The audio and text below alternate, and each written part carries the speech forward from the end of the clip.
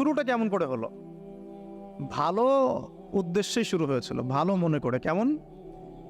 যে মানুষ এরকম চিন্তা করে নিয়েছিল যে এই মানুষগুলো লাত, উজ্জা, হুবল, ইয়াগুথ, ইয়াউক, নসর, ইয়াগুথ, ইয়াউক, নসর, এই ভালো মানুষগুলো আল্লাহর খুব নেককার বান্দা ছিলেন। তাদের স্ট্যাচু তৈরি করা যায়, তৈরি করলে কি হবে? এগুলোকে দেখলে আমাদের আগ্রহ জন্মাবে ইবাদত করার ব্যাপারে। এটা ছিল ওদের থটস।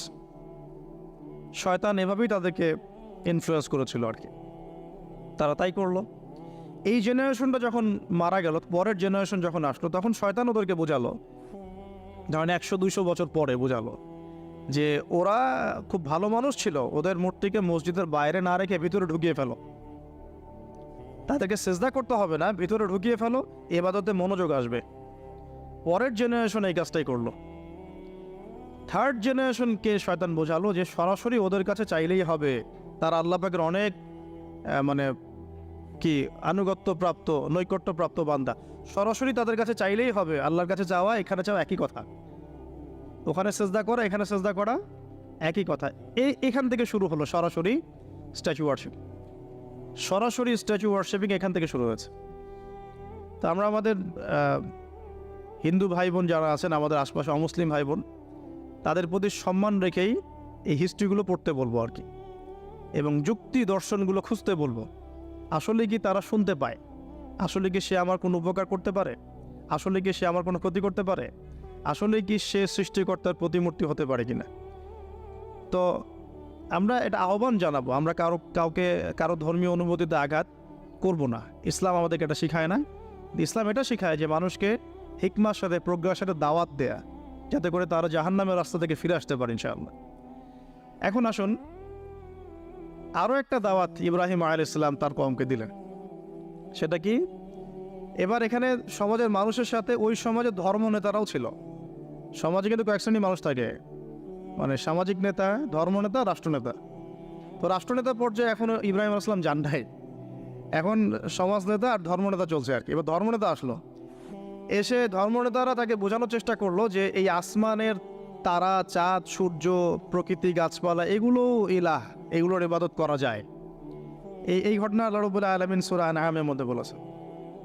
তো ইব্রাহিম আলাইহিস সালামকে তারা দেখাচ্ছে, এটা আরবীয় একটা কাব্যিক ভাষায় কোরআনে এসেছে, চমৎকার ভাষায়, যে ফালাম্মা জান্না আলাইহিল লাইল, যখন তার উপর রাত আচ্ছাদিত হলো, রাআ কাওকাবা, তখন ইব্রাহিম আলাইহিস সালাম কি দেখলেন? আকাশে তারা দেখলেন। ঠিক আছে, তারা মূর্তি পূজার এখানেই আছে, ধর্মনেতারাও এখানেই আছে। তো তিনি বলছেন হাযা রব্বি, এটা আমার রব। ফালাম্মা ফালা, যখন তারকাগুলো অস্তমিত হলো, ক্বালা লা উহিব্বুল আফিলিন, আমি তো অস্তমিত যাওয়া জিনিসকে পছন্দ করি না। রব তো অস্তমিত যাবে না, এখানেও যুক্তি লাগবে, তো আমার ফিলোসফি লাগবে, আমার এখানে দর্শন লাগবে, এখানে তো আমাকে প্রজ্ঞা দিয়ে বোঝাতে হবে। এটা তো অস্তমিত হয়ে গেল, এটা তো রব হতে পারে না। ফালাম্মা রাআল কামারা বাযিগান, যখন সে চাঁদকে দেখলো জলজল করছে একদম। আর এখনকার চাঁদ দেখা আগের চাঁদ দেখা তো এক না, এখন তো আমরা চাঁদের আলোই খুঁজে পাই না, তখনকার চাঁদ তো অন্যরকম। বাযিগান মানে জলজল করছে। তখন তিনি বললেন হাযা রব্বি, এটা আমার রব। তখন ফালাম্মা ফালা, যখন এটাও অস্তমিত হয়ে গেল, তিনি বলছেন লাইল্লাম ইয়াহদিয়ানি রব্বি লাকুনান্না মিনাল কওমিদ দাল্লিন, আল্লাহ যদি আমাকে হেদায়েত না দেন তাহলে আমি এই দল্লিনদের অন্তর্ভুক্ত হয়ে যাব। ইব্রাহিম আলাইহিস সালাম বলছেন ফালাম্মা রাআ শামসা বাযিগাতান, যখন এবার সূর্যকে দেখলেন দিনের বেলা, এটা তো আরো বড়। হাযা রব্বি হাযা আকবার, এটা আমার রব, এটা সবচেয়ে বড়। হাযা আকবার, এটা সবচেয়ে বড়। ফালাম্মা আফালাত, এটা যখন অস্তমিত হয়ে গেল, তখন তিনি বলছেন এই কথাটা যে ইয়া কওমি ইন্নী বারিউম মিম্মা তুশরিকুন, হে আমার কওম, তোমরা যেগুলোকে দিয়ে আল্লাহর সাথে শরিক করছো, এখান থেকে আমি আমার চেহারাকে ফিরিয়ে নিলাম। সুবহানাল্লাহ। তখন তিনি এই কথাটা বলেন ইন্নী ওয়াজ্জাহতু ওয়াজহিয়া লিল্লাযী ফাতারাস সামাওয়াতি ওয়াল আরদা হানিফাও ওয়া মা আনা মিনাল মুশরিকিন, আমি আমার চেহারাকে ফিরিয়ে নিচ্ছি এই আসমান সমূহ এবং জমিনের সৃষ্টিকর্তার দিকে, এবং আমি মুশরিকদের অন্তর্ভুক্ত নই। ইন্না সলাতি ওয়া নুসুকি ওয়া মাহইয়ায়া ওয়া মামাতি লিল্লাহি রাব্বিল আলামিন, আমার সালাত, আমার কুরবানি, আমার স্যাক্রিফাইস, আমার জীবন, আমার ফুল লাইফ, আমার মৃত্যু, সবকিছু কার জন্যে? জগৎ সমূহের প্রতিপালক আল্লাহর জন্যে। লা শারীকা লাহু, তার কোনো শরিক নাই। ওয়া বিযালিকা উমিরতু, এই একনিষ্ঠভাবে তার ইবাদত করার জন্যই আমি আদিষ্ট হয়েছি। ওয়া বিযালিকা উমিরতু ওয়া আনা মিনাল মুসলিমিন, এবং আমি মুসলিমদের অন্তর্ভুক্ত। এই শুরু হলো এবার পুরো স্পষ্টভাবে তাওহীদের ঘোষণা দেয়া। তবে ইব্রাহিম আলাইহিস সালামের এক একটা পদক্ষেপ কি যৌক্তিক না, বৈজ্ঞানিক না, এবং অকাট্য প্রমাণ আছে না, এগুলোকে কিন্তু ভেদ করতে পারছে না তারা। এবার ইব্রাহিম আলাইহিস সালাম চিন্তা করলেন তারা এবার উচিত শিক্ষা দিতে হবে। তবে আগে বলে নেই, এই যে উচিত শিক্ষাটার কথা বলছে, এটা আবার আপনারা খবরদার ভুলেও কোথাও দিতে যায় না, ঠিক আছে? এটা তো সময় আছে। ইব্রাহিম আলাইহিস সালামের সাথে নবী সাল্লাল্লাহু আলাইহি ওয়াসাল্লামের জীবনের মিলের কথা বলছিলাম। নবী সাল্লাল্লাহু আলাইহি ওয়াসাল্লাম মক্কা বিজয়ের আগে কি কখনো মূর্তির গায়ে হাত দিয়েছেন কিনা বলেন? দিয়েছেন? যখন মক্কা বিজয় হয়ে গেছে, পুরো স্টেটই আপনার, অথরিটি আপনার, তখন আপনি তো আপনার অ্যাকশন নিতেই পারেন, সেটা আপনার ব্যাপার, তখন আপনি কি করবেন? মুহাম্মদ সাল্লাল্লাহু আলাইহি ওয়াসাল্লাম কাবা ঘরে ঢুকে তখন মূর্তি ভেঙেছেন এবং বলেছেন ওয়াকুল জাআল হক ওয়া যাকাল বাতিল ইন্নাল বাতিলা কানা যাহুকা, তাই না?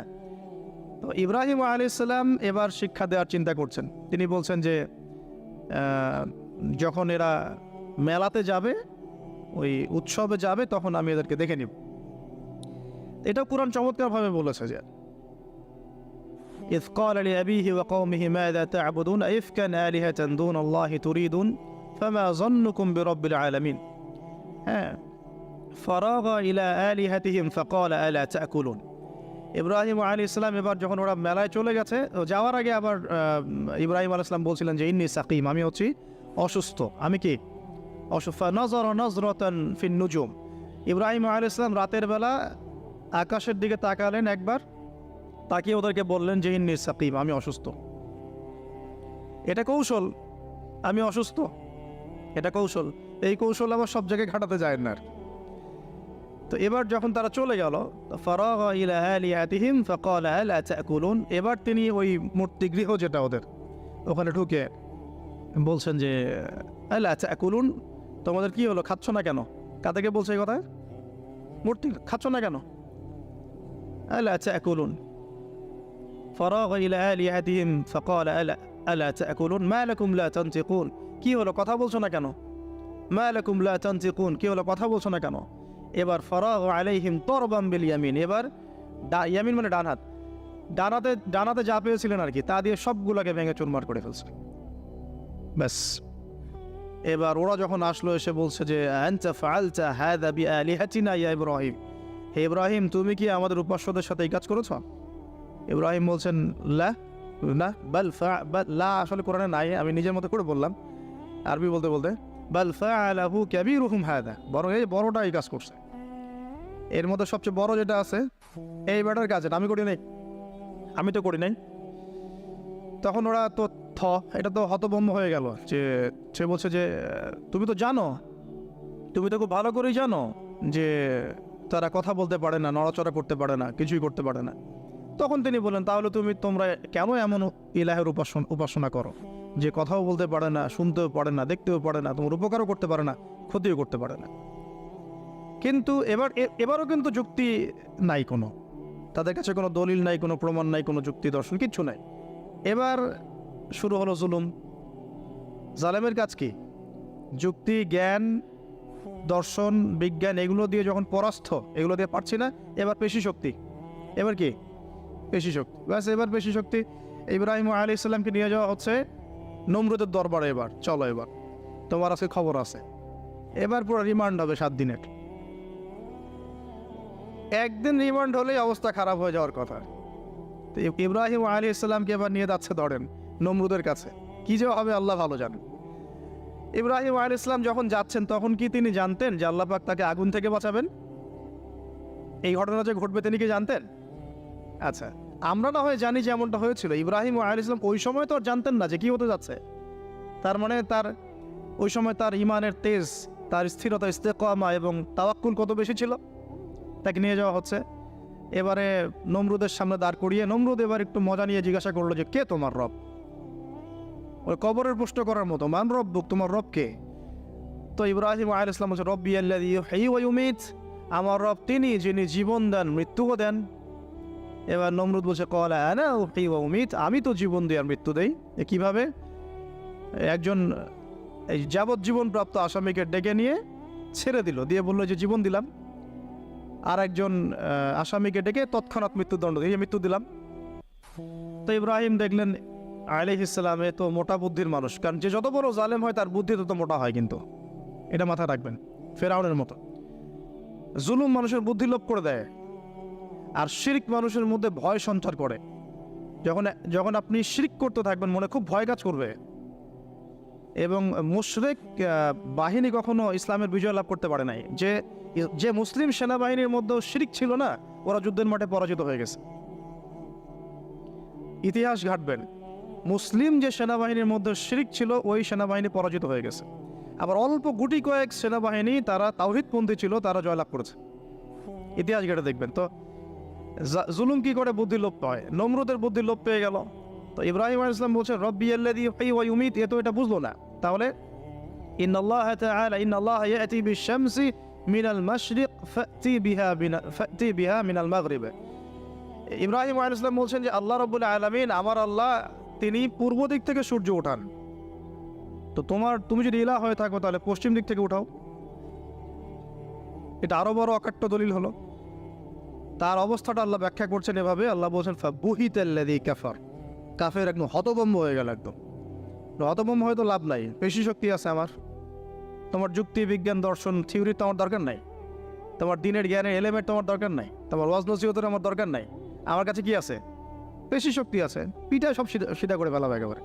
ব্যাস ইব্রাহিম আলাইহিস সালামের জন্য বলছে ফাআল হাররিকুহু ওয়ানসুরু আলিহাতাকুম, একে জ্বালায় দাও, পুরায় দাও, একে জ্বালায় পুরায় দাও, তোমাদের ইলাহদেরকে সাহায্য করো।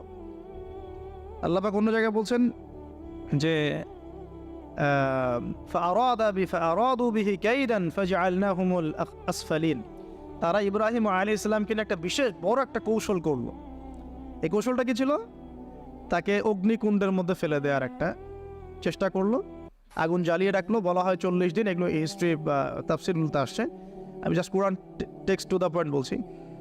তো আগুন দাউ দাউ করে জ্বলতে লাগলো, ওই ব্যাবিলন ওখানকার সব মানুষ দেখছে বিষয়টা। তো ইব্রাহিম আলাইহিস সালামকে ফেলে দেওয়া হবে। দেখেন, যখন ফেলে দেওয়া হবে তখন কি ইব্রাহিম জানতেন যে তিনি আগুনে পড়বেন না? তিনি তাহলে প্রস্তুত ছিলেন, তিনি তখন জীবন দেওয়ার জন্য প্রস্তুত ছিলেন।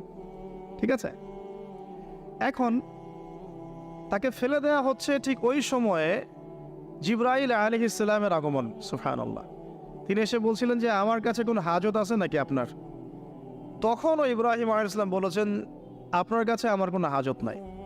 হাসবি আল্লাহ ওয়া নি'মাল ওয়াকিল, এই যে কথাটা আমরা বলি হাসবুন আল্লাহ ওয়া নি'মাল ওয়াকিল, হাসবি আল্লাহ ওয়া নি'মাল ওয়াকিল। ইব্রাহিম আলাইহিস সালাম বললেন আল্লাহই আমার জন্য যথেষ্ট এবং তিনিই আমার উত্তম কর্মবিধায়ক। ব্যাস, এরকম মোমেন্টে বান্দা যখন আল্লাহকে এভাবে চাবে, আল্লাহ রাব্বুল আলামিন না এসে পারবেন? কখনই পারবেন ইনশাআল্লাহ তাআলা। তখন আল্লাহ রাব্বুল আলামিনের আদেশ চলে আসলো, ইয়া নার, হে আগুন, কুনি বারদান ওয়া সালামান আলা ইব্রাহিম, ইব্রাহিমের জন্য ঠান্ডা হয়ে যাও, শীতল ঠান্ডা হও, মানে খুব শীতল না, আবার আরামদায়ক শীতল ঠান্ডা হয়ে যাও। সুবহানাল্লাহ। এভাবে আল্লাহ রাব্বুল আলামিন ইব্রাহিম আলাইহিস সালামকে অগ্নি পরীক্ষা থেকে বাঁচালেন। ওখানে ইব্রাহিম আলাইহিস সালাম থাকলেন, কোনো ক্ষতি হলো না। তিনি পরবর্তী সময়ে বলেছিলেন ওই সময়টুকুর মধ্যেই তিনি শান্তিতে ছিলেন।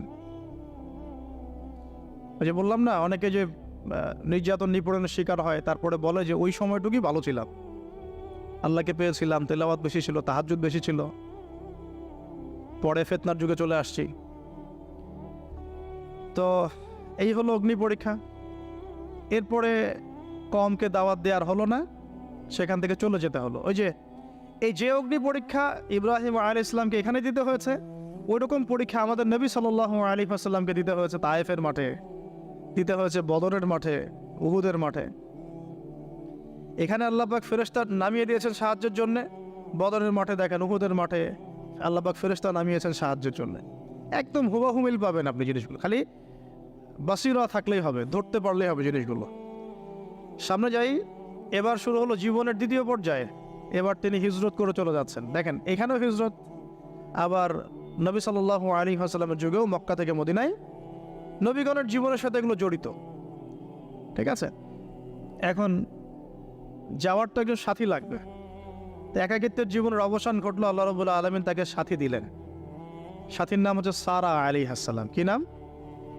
অনন্য সুন্দরী নারী ছিলেন। ইতিহাসে বলা হয় যে দুজন নারী সবচেয়ে বেশি সুন্দরী, দুজন। আমাদের মতো আর্টিফিশিয়াল সুন্দরী না, আর্টিফিশিয়াল সুন্দরী কথা বলো, অরিজিনালি সুন্দরী দুজন নারীর কথা বলা হয়েছে। একজন হচ্ছেন হাওয়া আলাইহিস সালাম, অনন্য সুন্দরী নারী ছিলেন, এবং আরেকজন সারা আলাইহিস সালাম, তিনি পরম সুন্দরী নারী ছিলেন। দেখেন, সারা আলাইহিস সালাম তার গর্ভ থেকে কিন্তু পরবর্তীতে মানে সন্তান তো প্রথমে হচ্ছিল না, তাই না? শেষ বয়সে গিয়ে সন্তান হলো। হাজরা আলাইহিস সালামের গর্ভ থেকে কি ইসমাইল, আর সারা আলাইহিস সালামের গর্ভ থেকে ইসহাক। ইসহাক আলাইহিস সালামের পরে ইয়াকুব। ইয়াকুব তার নাম হচ্ছে বানু ইসরাইল, তার নাম হচ্ছে ইসরাইল। আর ইয়াকুবের পরবর্তী বংশধর যারা, তারা কি? বানু ইসরাইল। তাই বানু ইসরাইলের মধ্যে ইউসুফ হাসান, ইউসুফ সবচেয়ে সুন্দর ছেলে না? সারা আলাইহিস সালামের সৌন্দর্য, সুবহানাল্লাহ, কথা বুঝতে পারছেন? মায়ের সৌন্দর্য, মায়ের মা আর বাবা তারা ছিলেন পরম সুন্দর। এখন সারা আলাইহিস সালামের সাথে বিয়ে হলো। দেখেন, এই যে লম্বা সময় আলোচনা করলাম, এই সময়টুকুর মধ্যে ইব্রাহিম আলাইহিস সালামের দাওয়াতে মাত্র দুজন মানুষ মুসলমান হয়েছে। কয়জন? একজন হলো তার স্ত্রী সারা, আর একজন হচ্ছে তার ভাতিজা, তার নাম লুত। ভাতিজার নাম কি? লুত। পরবর্তীতে তিনিও নবী হয়েছিলেন, এবং তাকে সাদুম গোত্রের কাছে পাঠানো হয়েছিল। কোন পাপের কারণে? হোমোসেক্সুয়ালিটি, সমকামিতা, যেটা এখন ওই যে বিজ্ঞাপন দিয়ে প্রচার করা হয়। এবং ঢাকা শহরে যদি একটা শুমারি করা হয়, দেখবেন এদের সংখ্যা কম হবে না। ঢাকা শহরে যদি শুমারি করা হয়, দেখবেন এদের সংখ্যা কম হবে না। তো এখন যদি ভূমিকম্প আসে, আমরা কি লা ইলাহা ইল্লাল্লাহ বলবো? বলেন তো। আমরা তো ডেকে নিয়ে আসতেছি ভূমিকম্প, আমরা ডেকে নিয়ে আসতেছি যে আল্লাহ পাক বলছেন এগুলো করো না, গজব আসবে। আমরা করছি আর এটাকে ডেকে নিয়ে আসতেছি, আসো। আর এদিকে আমরা মানে রড সিমেন্টের অ্যাডভার্টাইজ করতেছি আর কি, যে এগুলো দিয়ে বাড়ি বানালে কোনোদিন ভাঙবেও না, কাঁপবেও না। আমাদের চিন্তাগুলো কেমন হয়ে গেছে জানি। আল্লাহ পাক জেনা, ব্যভিচার, মাদক, পর্নোগ্রাফি, এই সমকামিতার এই সব পাপের কারণে এরকম গজবগুলো নাজিল করেন। শুধু ঢাকা কেন, এরকম বড় বড় মেগা সিটিজ যেগুলো আছে, এগুলোতে এখন এটার অধিকার তারা চাচ্ছে, আন্দোলন করে অধিকার চাচ্ছে। আপনার রেইনবো ফ্ল্যাগ দেখবেন, রংধনু ফ্ল্যাগ। রংধনু ফ্ল্যাগ মানেই সমকামিতা। অ্যাডভার্টাইজ দিয়ে দিয়ে, পোস্ট দিয়ে দিয়ে এখন মানুষ, আগে যেমন মেয়েরা বাসায় গিয়ে গিয়ে কিছু সার্ভিস দিত না, মানে খারাপ সার্ভিসের কথা বলছি আর কি, এখন এভাবে ছেলে ছেলেকে সার্ভিস দেওয়ার জন্য ডাকতেছে। এটা কোনো গাল গল্প করছি না, এটা বাস্তবতা। যদি আমাকে বলেন যে আপনি চোখের সামনে প্রমাণ দেন, আমি দিতে পারবো না। যদি আপনি আমাকে 1 মাসের জন্য অথরিটি দেন ঢাকা শহরে, তাহলে দিতে পারবো উইদিন 1 মাসের মধ্যে। এখন যদি আমাকে বলেন আমার চোখের সামনে এনে দেন, আমি দিতে পারবো না। তো আমি তাত্ত্বিকভাবে পড়ে অনলাইনে দেখছি। যদি বলেন যে 1 মাসের অথরিটি আপনাকে দিলাম, খুঁজে বের করে দেন, 7 দিন লাগবে না ইনশাআল্লাহ। তো কথা হচ্ছে এটাই, যে এই যে সাদুম গোত্রের কাছে পাঠানো হচ্ছে লূত আলাইহিস সালামকে সমকামিতার পাপের কারণে। পরবর্তীতে এই কমটাকে ধ্বংস করা হয়েছে। আল্লাহ পাক এমনভাবে ধ্বংস করেছেন যেটা ইতিহাসে কখনো করেন নাই। তাদের পাখা দিয়ে আল্লাহ পাক মাটিকে উপরে তুলে আবার উল্টা দিকে দাফন করে দিয়েছেন, আকাশ থেকে পাথর বর্ষণ করেছেন। এখন এইটা যদি সারা বিশ্বে ছড়িয়ে পড়ে, তাহলে ওই রকম শাস্তি আবার আসবে না? স্বাভাবিক না? এটা আসতে পারে। আর এটার মূল কেন্দ্র হচ্ছে পশ্চিমা সভ্যতা। এখান থেকে সারা দুনিয়ায় ছড়িয়ে পড়তেছে। বাংলাদেশের মতো মুসলিম কান্ট্রিতেও দিন দিন সমকামিতা বাড়ছে। আমাদের বোনদের, আমাদের ভাইদের, গার্ডিয়ানদের অনেক বেশি সচেতন থাকা দরকার। কোনো কোনো ক্ষেত্রে মাদ্রাসার মধ্যেও দেখা গেছে এগুলো, হিপসখানাতেও দেখা গেছে এগুলো। পর্নোগ্রাফির কারণে এগুলো হচ্ছে। পর্নোগ্রাফির কারণে মানুষের রুচি বিকৃত হচ্ছে, এবং সে নারী, পুরুষ, গরু, ছাগল, হাঁস, মুরগি কোনো কিছুর তোয়াক্কা করছে না। কয়দিন পর এটাও যদি দেখেন, অবাক হবেন না যে মানুষ পশু পাখির সাথে জেনা করতেছে। এটাও যদি দেখেন, আমি অ্যাটলিস্ট অবাক হব না। ধাপ ছিল একটা, প্রথমে মানুষ কি করতো? অবৈধ প্রেম করতো, এই সম্পর্কে জেনা করতো, পরে পরকীয়া শুরু করলো, তারপরে এখন সমকামিতা শুরু হলো, সমকামিতার পরে এখন চাইল্ড অ্যাবিউজিং শুরু হয়েছে, বাচ্চা কাচ্চাদেরকে রেপ করা হচ্ছে, ছোটো ছোটো মেয়েদেরকে, ছোটো ছোটো বাচ্চাদেরকে, ইভেন ছোটো ছোটো ছেলেদেরকেও। এরপরে যদি গবাদি পশুর সাথে জেনা করতে দেখেন, অবাক হওয়ার কিচ্ছু নেই, কিচ্ছু নেই অবাক হওয়ার। এখন বলেন আমরা শাস্তির দ্বার প্রান্তে আছি না?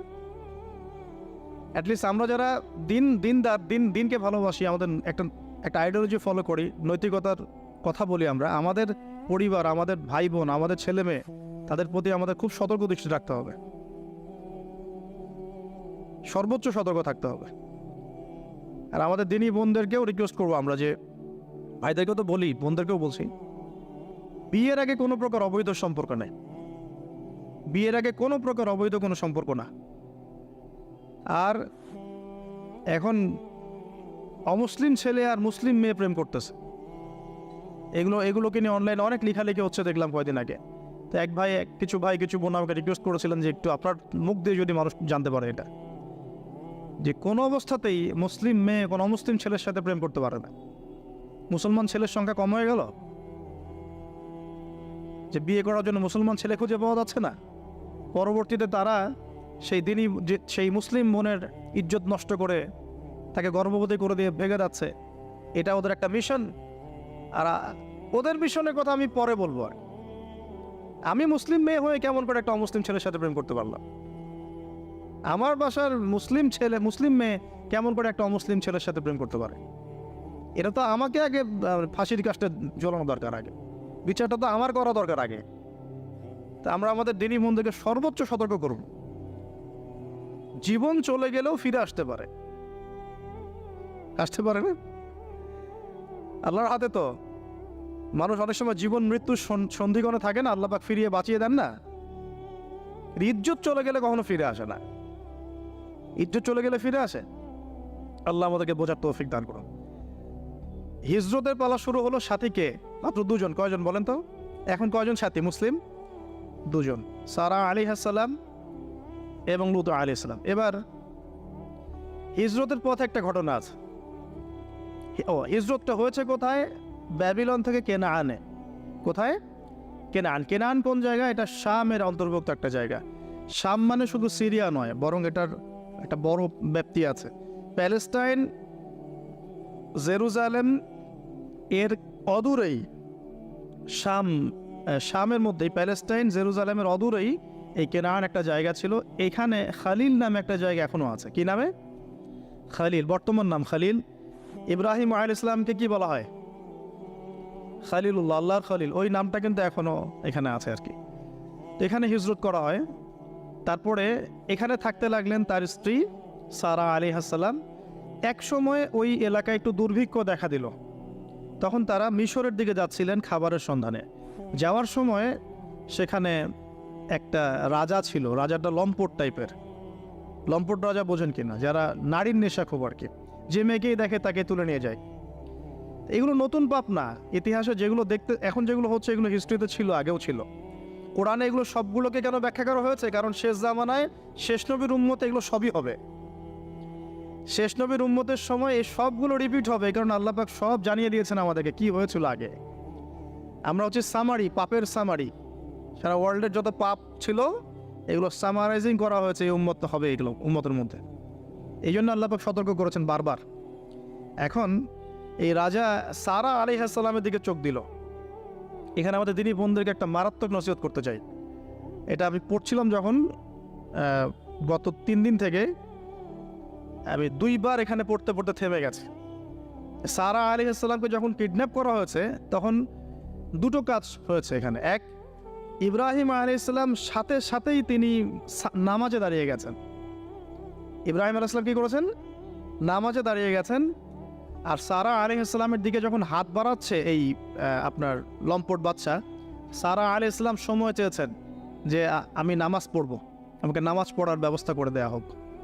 সারা আলাইহিস সালাম অজু করে এসেছেন, অজু করে নামাজে দাঁড়িয়েছেন। দাঁড়িয়ে 2 রাকাত নামাজ পড়ে আল্লাহর কাছে দোয়া করেছেন, আল্লাহুম্মা ইন কুনতা তা'লাম, হে আল্লাহ আপনি যদি জানেন যে ইন্নী কদ আহসানতু ফারজি ইল্লা যাওজি, আমি আমার লজ্জাস্থানকে হেফাজত করে রেখেছিলাম, সতীত্বকে কখনো নষ্ট করিনি, শুধু আমার স্বামীর হক আমি স্বামীকে দিয়েছি। মানে আমি আমার স্বামী ছাড়া অন্য কারো কাছে আমার সতীত্ব নষ্ট করি নাই। যদি আপনি এটা জেনে থাকেন, আল্লাহ ফানসুরনি, আল্লাহ আপনি আমাকে সাহায্য করেন, ওয়ালা তুসমিত আলাইয়া হাদাল কাফের, আমার উপরে এই কাফেরকে আপনি বিজয়ী করেন না। এই দোয়াটা দিনী বন্যা মুখস্থ করে রাখতে পারেন, কারণ অনেকেই চলতে ফিরতে উঠতে বসতে অনেক রকম হ্যারাসমেন্টের শিকার হন। যদি আপনি সতীত্ব রক্ষা করে চলতে পারেন, তখন আল্লাহর কাছে দোয়া করবেন, আল্লাহ আপনি যদি জেনে থাকেন আমি আমার সতীত্ব রক্ষা করেছি, আমি অনেস্ট, আমি আমার সতীত্ব রক্ষা করেছি, কারো সামনে আমি আমার সতীত্ব নষ্ট করি নাই, আল্লাহ আপনি এই জালেমের এগেনস্টে, এই কাফের এগেনস্টে, এই ফাসেকের এগেনস্টে আমাকে সাহায্য করেন। এই দোয়া করার সাথে সাথেই এই বাদশার হাতটা অবশ হয়ে গেছে, হাত আর আগাচ্ছে না, হাত প্যারালাইজ হয়ে গেছে, পড়ে গেল সে। তখন আবার তিনি দোয়া করছেন সারা আলাইহিস সালাম, আল্লাহ এখন যদি সে মারা যায় তার মানুষ মনে করবে আমি মেরে ফেলছি। তখন আল্লাহ পাক তাকে ছেড়ে দিলেন, ভালো হয়ে উঠলো। আবার ওই যে বললাম পশুর স্বভাব তো কখনো ঠিক হয় না, আবার হাত দেওয়া চেষ্টা করলো, আবার অবশ হয়ে গেল। এভাবে 3-4 বার চেষ্টা করেছে। এরপরে যখন পারছে না, তখন সে বলছে যে আমার সামনে কোন শয়তানকে তোমরা নিয়ে আসছো, সে তার ভাষায় বলছে আর কি, আমার সামনে কোন শয়তানকে হাজির করছো, একে নিয়ে যাও আমার সামনে থেকে। তো ছেড়ে দিল। তারপরে সাথে হাজারা আলাইহিস সালামকেও মানে হাদিয়া হিসেবে দিয়ে দিয়েছে, একে নিয়ে যাও। এবার হাজারা আলাইহিস সালাম, সারা আলাইহিস সালাম, ইব্রাহিম আলাইহিস সালাম কেনানে চলে আসলেন। এখন সারা আলাইহিস সালাম তো ভাবছেন তিনি বন্ধা, তিনি ভাবছেন যে আমার সন্তান হচ্ছে না। তখন ইব্রাহিম আলাইহিস সালামের বয়স প্রায় 86 বছর। কত বছর? আর সারা আলাইহিস সালামের বয়স প্রায় 70। তো 70 বছর হয়ে গেছে একটা মহিলার, মনে করেন বাচ্চা কাচ্চা হয়নি, তাহলে তো তার মনে হবে যে আমার মনে হয় বাচ্চা কাচ্চা হবে না, আমার সন্তানের, আমার মানে স্বামীর তো বংশ বাড়ছে না, তো বংশ রক্ষার স্বার্থে আমি তাকে একটা বিয়ে দেওয়ার চেষ্টা করছি। তখন হাজরা আলাইহিস সালামের সাথে তার বিয়ে দেওয়া হয়।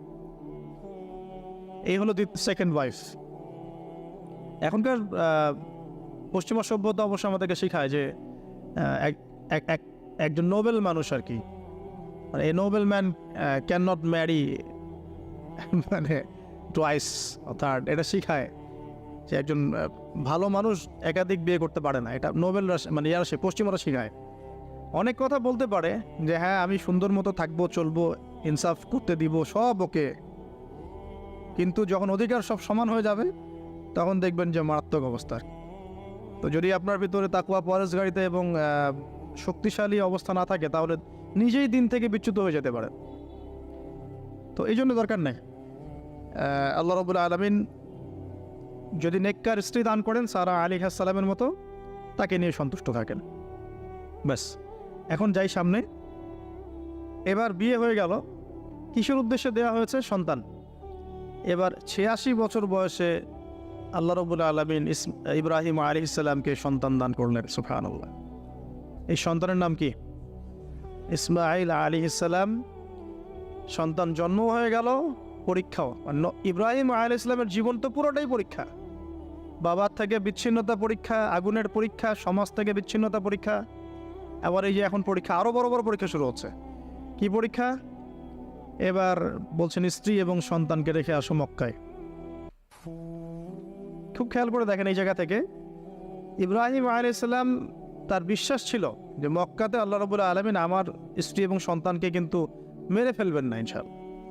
কিন্তু তিনি তো মানুষ, তিনি বুঝতে পারছেন জনমানব শূন্য একটা জায়গায় আমার স্ত্রী সন্তান কিভাবে থাকবে। একটু পানি নিলেন, খেজুর নিলেন, রেখে আসছেন। যখন রেখে আসছেন, ওই সময়টার কথা হাদিসের মধ্যে আসছে যে তিনি মানে রেখে চলে আসছেন, পিছন দিকে হাঁটা শুরু করেছেন, তার স্ত্রী দৌড়ে আসছেন বারবার। চিন্তা করেন একটু, মানে আবেগ দিয়ে ভাবেন জিনিসটাকে। আইনা তাযহাবু ইয়া ইব্রাহিম, কোথায় যাচ্ছেন আপনি? স্ত্রীকে তখনও বলা হয়নি যে তোমাদেরকে রেখে চলে যাবো এখান থেকে। স্ত্রীকে তখনও কিন্তু বলা হয় নাই যে তোমাকে রেখে চলে যাবো এখানে, তোমার সন্তানের এই যে দুধের বাচ্চা রেখে চলে যাবো, তখনও কিন্তু তারা জানেন না। জিজ্ঞাসা করছেন আইনা তাযহাবু ইয়া ইব্রাহিম, কোথায় যাচ্ছেন ইব্রাহিম, কোথায় যাচ্ছেন ইব্রাহিম? বুকের মধ্যে পাথর বাঁধা, তখন বুকের মধ্যে তখন ইব্রাহিম আলাইহিস সালাম কি পাথর বাঁধা। এটা পুরুষ, এই ফিলিংসগুলো পুরুষরা বুঝবে, মেয়েরা বুঝবে না। এই বুকে বুকে পাথর বেঁধে হাসি মুখে থাকার যে অনুভূতি, এটা পুরুষরা বুঝবে, মেয়েরা বুঝবে না, তাই না ব্যাপারটা? তো ইব্রাহিম আলাইহিস সালামের বুকে তখন পাথর বাঁধে, তিনি কথাই বলতে পারতেছেন না।